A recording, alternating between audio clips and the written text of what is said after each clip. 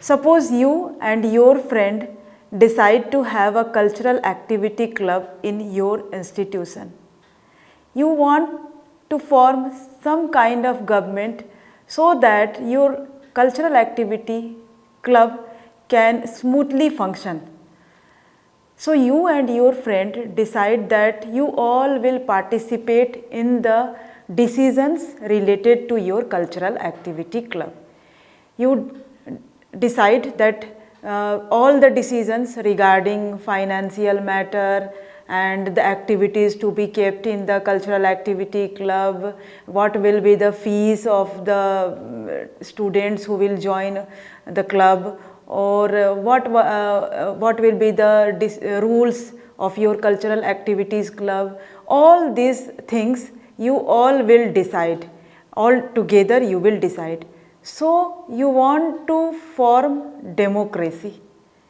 But what is democracy?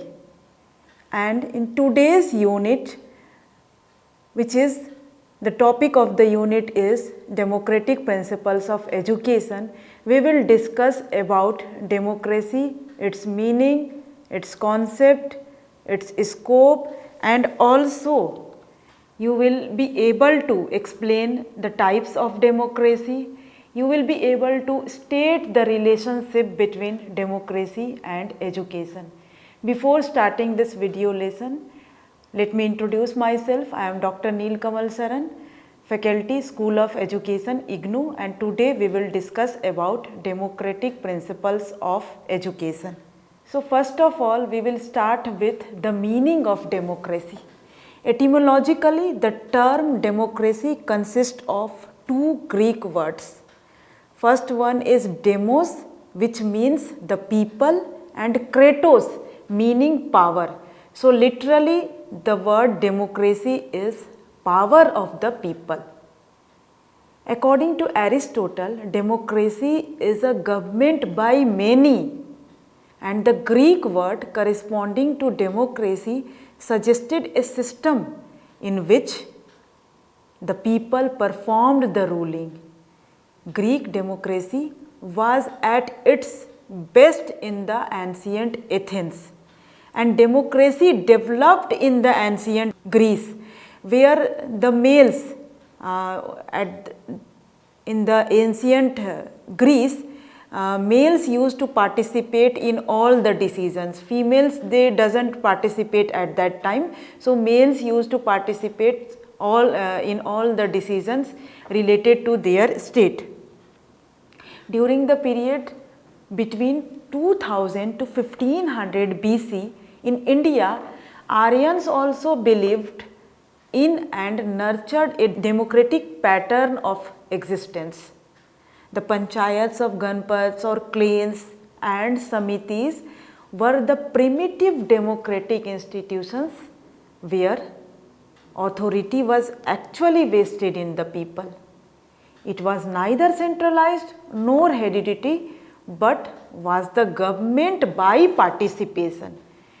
At that time, there was a government by participation, and Vasudhaiva Kutumbakam, that is brotherhood of man, was the foundation of Aryan democracy.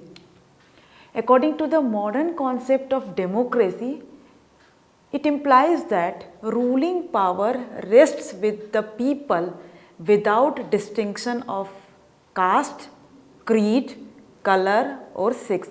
Modern concept of democracy says that the ruling power rests with the people without any type of discrimination, either it is on the basis of caste or their color or sex. And most of the modern states, including India also, which emerged out of the colonial rule in the second half of the 20th century, they all adopted democracy as the guiding principle of political ideology. Let us see few definitions of democracy.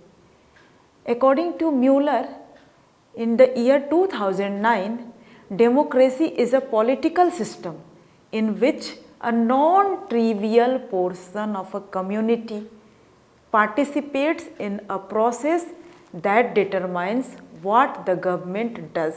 Non-trivial portion of community means the significant portion, an important portion of the community. They participate in the process which determines what the government does.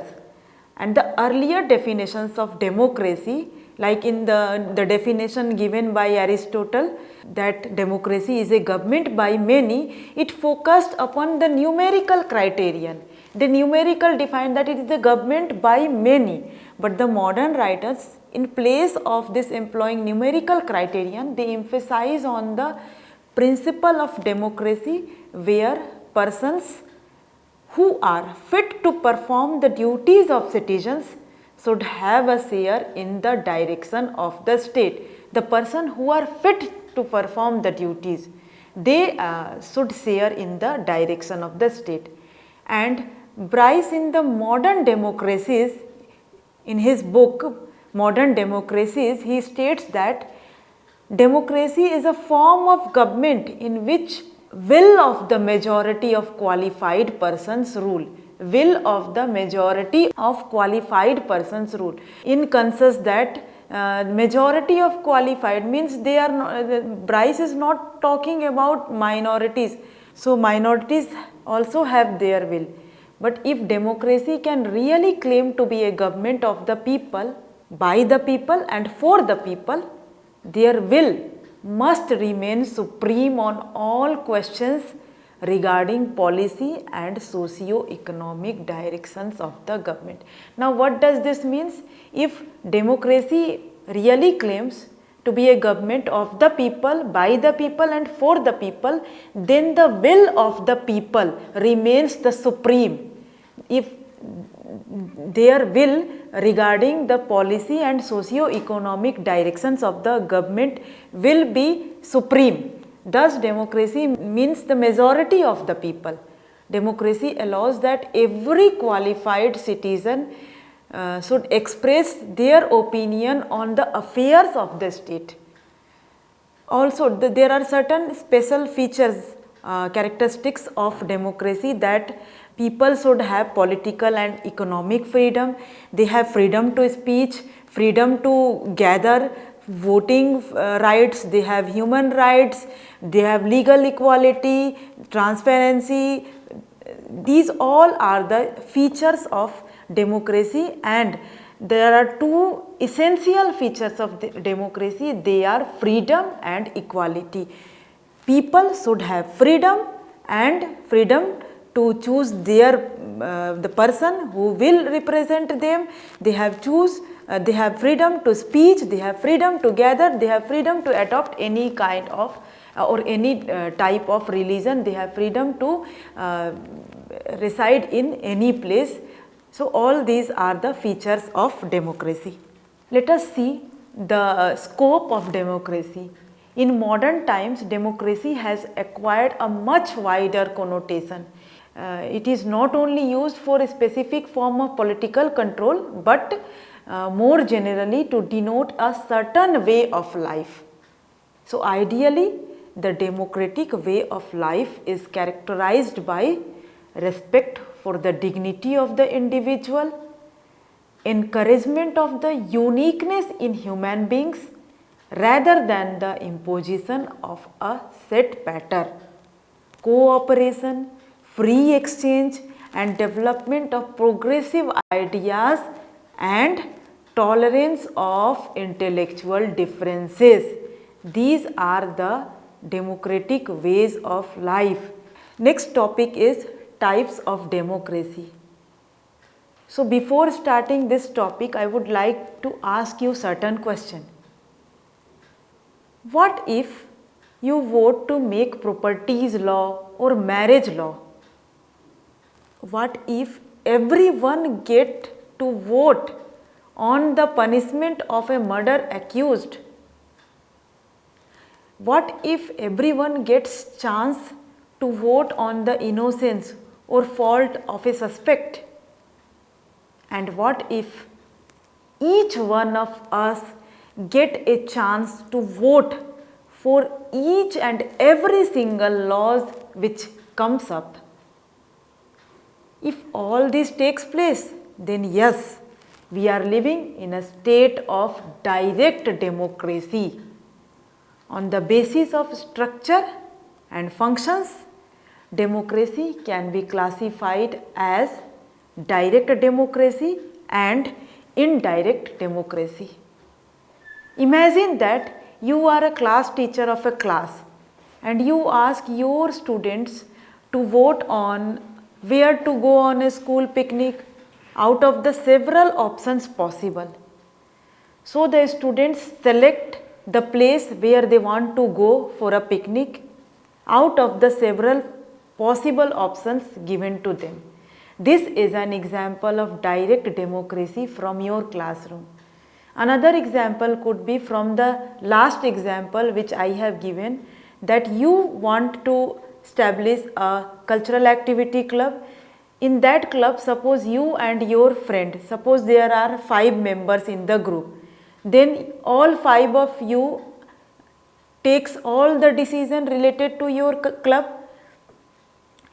You vote on each and every rule which is to be followed for your cultural activity club or related to any kind of financial decisions. So this is an example of direct democracy where all of you, all the peoples, all the members of the group participate in all the decisions related to the group or related to the club. So direct democracy refers to a system where all the people take part in the decision making process. It is also known as pure democracy because it gives importance to individuals' role in the decision making process, and all the policies are decided by the people. In our example also, all the policies and rules regarding the cultural activity club are decided by all the members of the group. This direct democracy is applicable for a small size group. Here we have only 5 members. Then it is possible that all 5 members, they sit together and vote and take a particular decision related to the club. Here members choose what is good or bad for them. They have all the power. They vote directly on the decisions without any type of any representative. They don't select any representative. Whatever they want, good for their club or bad for their club, they directly represent it. It is quick process of decision making because decisions are taken through direct voting. Here the governing body is the whole community. In our case also, the whole members of the cultural activity club, they are the governing body who takes all the decision related to the club.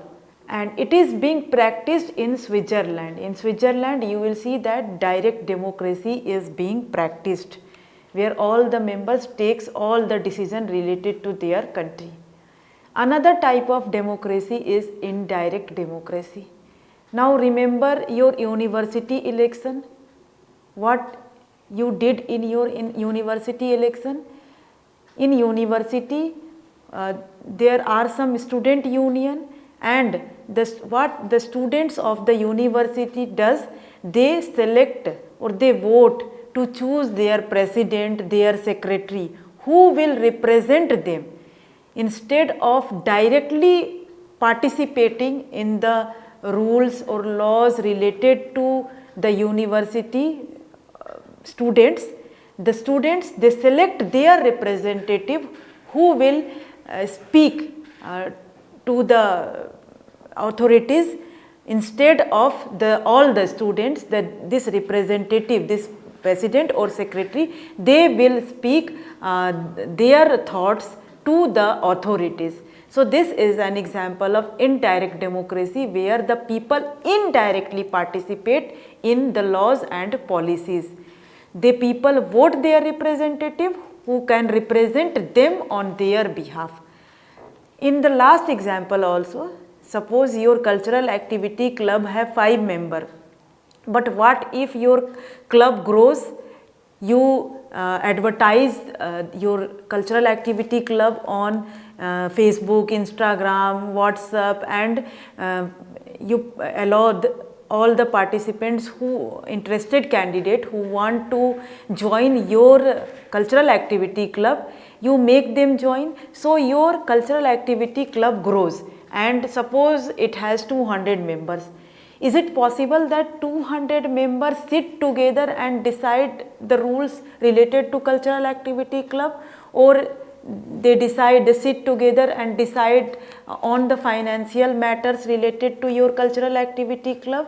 No, it is not possible. So what you will do, you will decide to have a representative who will speak on their behalf, on the behalf of the members, all 200 members, and these few members who are the representatives of your club, they will decide the laws and policies related to your club. This elected representative take decisions on the policies, and they only have the opportunity to take part in decision making. These representatives whom you have elected, they will have the opportunity to take part in the decision making process.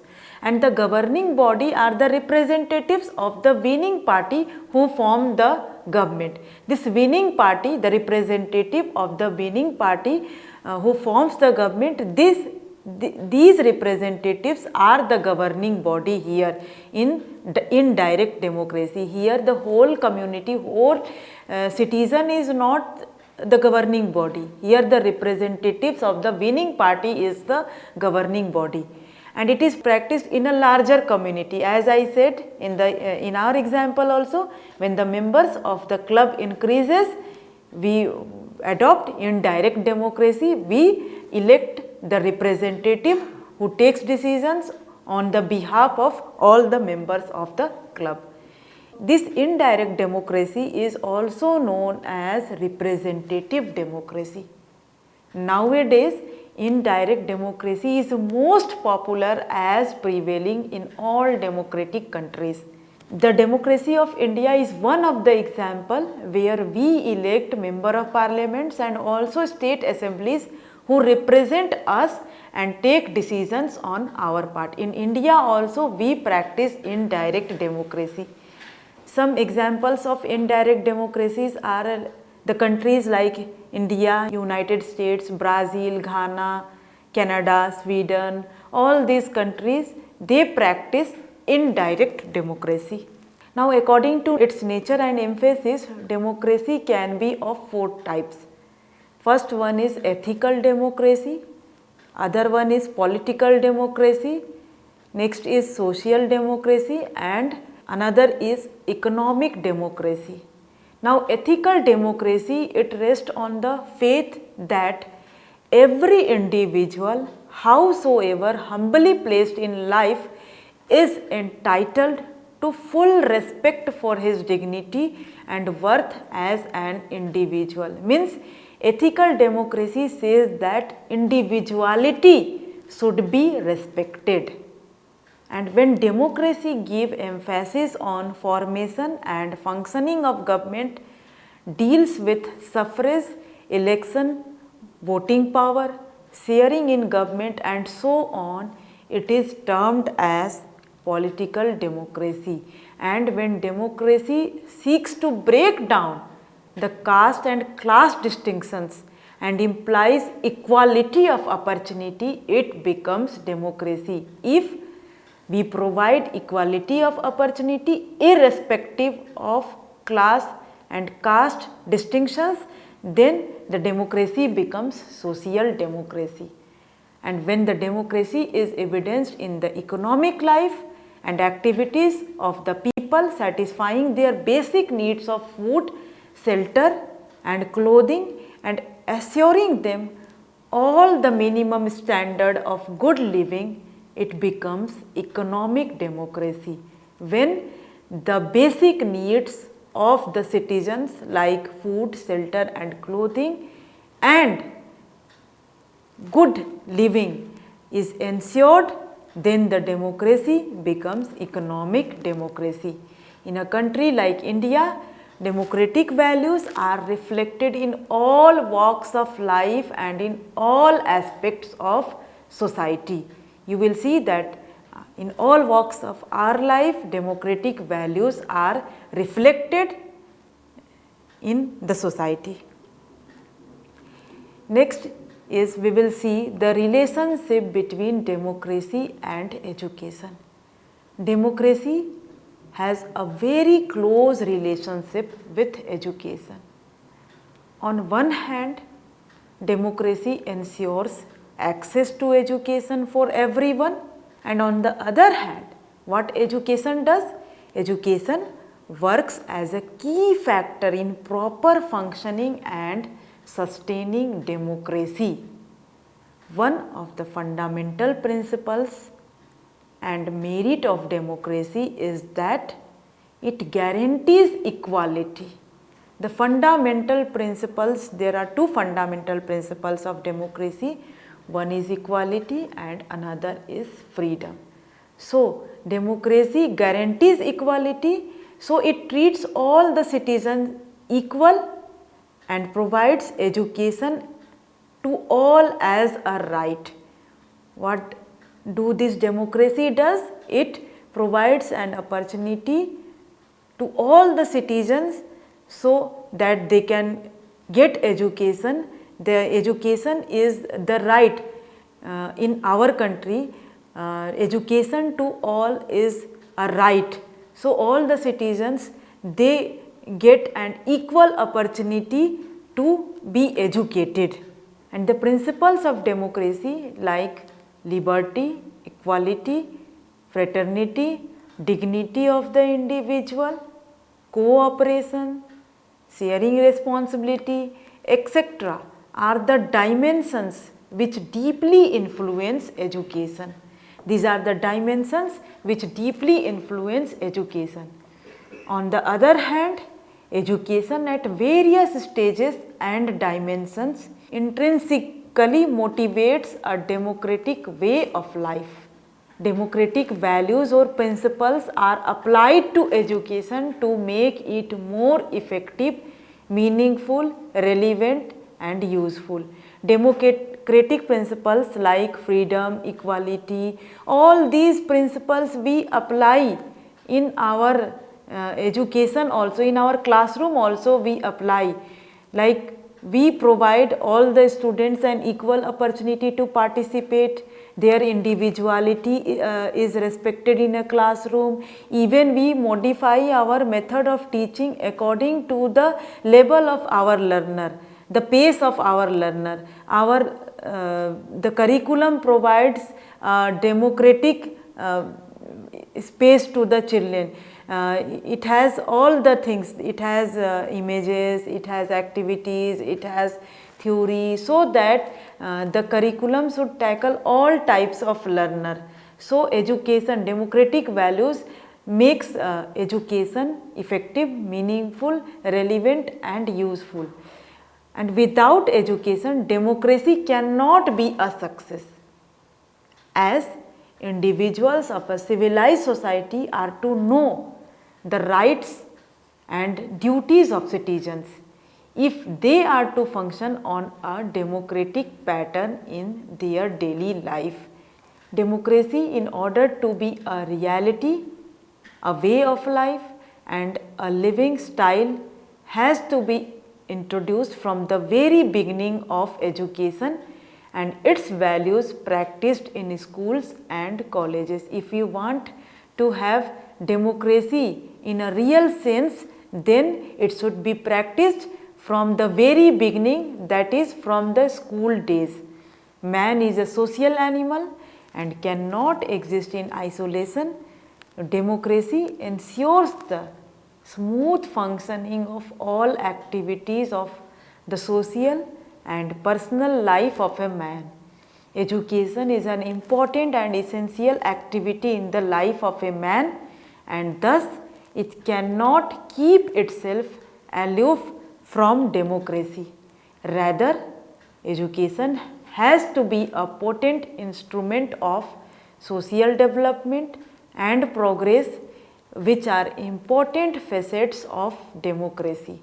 Thus, democracy and education have a close interrelationship influencing each other in various ways. In today's video lesson, we have studied about what is democracy. Democracy, in the earlier definition of democracy, says that democracy is a government by many. But the modern definition of democracy does not focus on this numerical criterion. It says that it is the government by majority. We have also studied in this video lesson the two important types of democracy. First one is direct democracy and another one is indirect democracy. In direct democracy, all the citizens take part directly in the decision making process, whereas in indirect democracy, the citizens of the country, they indirectly participate in the decision making process. They elect a representative who participates in the decision making process on their behalf. We have also studied that there is a close relationship between democracy and education. Democracy makes the education meaningful, effective and relevant. There are some assessment questions for you. First question is define the term democracy. Second is give an example of indirect democracy from your daily life. And third question is why it is said that India is a democratic country. That's all in today's video lesson. In the next video lesson, we will discuss about the principles of democracy. Thank you.